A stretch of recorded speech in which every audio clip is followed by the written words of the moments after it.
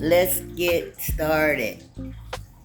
All right, now I need to share about my son James. As I told y'all many times before, my mother and my son was had shared the same birthday, and my mother always she loved that so much. My son James Philip Jones was born on July 11th, 1988 in the city of Pittsburgh, McGee Hospital. That's where everybody went at that time. You know what's funny though? I just found out the other day from my granddaughter, Fendi Bag, and I do remember that. I recall, like when I had James in the hospital, um, it was Elijah's, her man. His mother was in the hospital same time having him. That's something. And then him and Fendi end up being mates years later. But yes, I do remember that. Fendi reminded me of that because Elijah's mother had told, I guess, him and Fendi or whatever. But yes, I do remember that. I think he was born a day before James, what everybody call him now, Jizz. All right, but Jizz is my James, okay? James, I think James would have been 38 today. But sadly, his life was snuffed out on a humbug at the age of 17.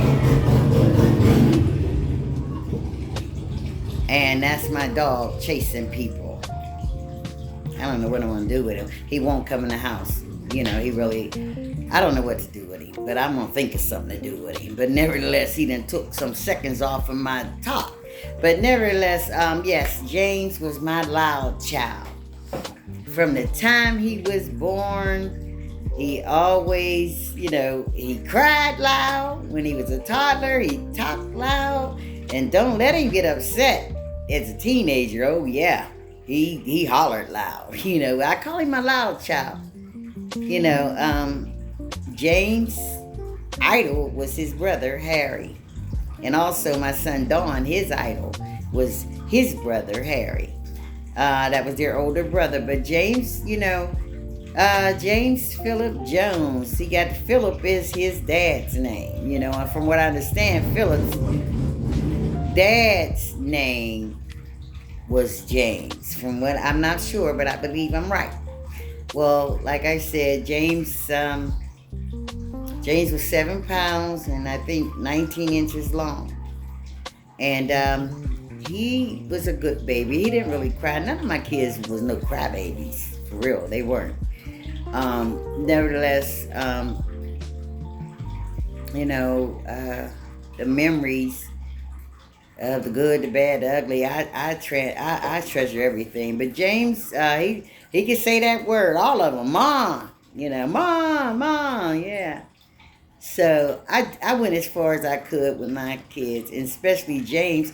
He loved, all of my sons loved being at their sister Michelle's house. He loved being at her house, no matter where she was at.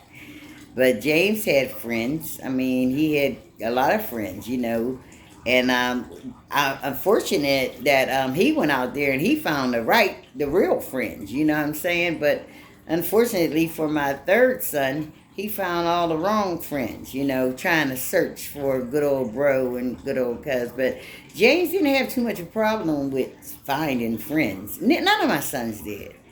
But at the time of James' younger brother, Don, it wasn't no real friends out there no more. So I know James he loved his dad. His dad. He talked about him a lot as a youngster. He always talked about, I know his dad used to try to make him rough.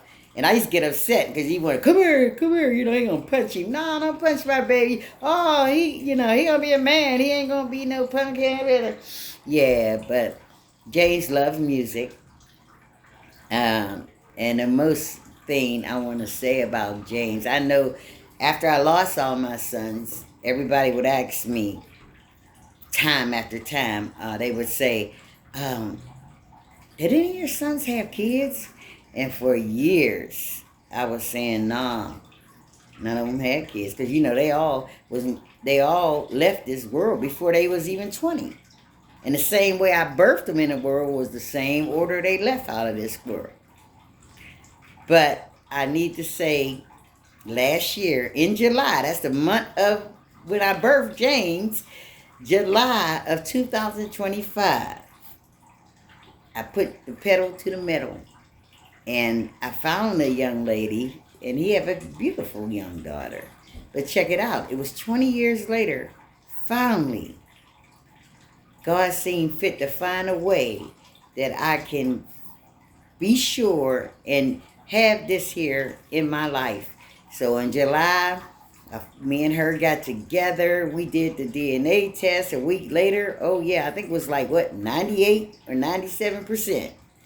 You know, I had to take tests, and you know that was on money because he wasn't here, but it was 98, 97%. And I was so thankful.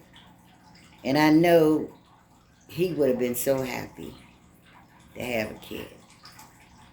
All of my sons, well, mainly him and Dawn. But my son Harry, he was in his rap world. He wasn't really about the kid deal. He could have been, but no, he was just tied up in his music. And he had a lot of girls, you know. But I know James, he was in love with a girl named Ashley Vinay. Ashley Vinay was his pick. And I'm telling you, he loved her till the day he died. And actually, when James left this world, he thought that Ashley was pregnant, you know, but he found, I mean, that's what he died thinking. But nevertheless, I know that as a toddler, James loved Christmas. I lived in Munhall at the time, and I would come to my mother's house in Duquesne, and at that time, cops really wasn't after you when you're driving, you know, like Forrest. I had him on my lap. I didn't even care. I had him on my lap driving, and I would go the long route home so he can look at all the Christmas lights. You know, we go up in the White District. That's where they really had it laid out, you know. So on the way home, I would go the long route.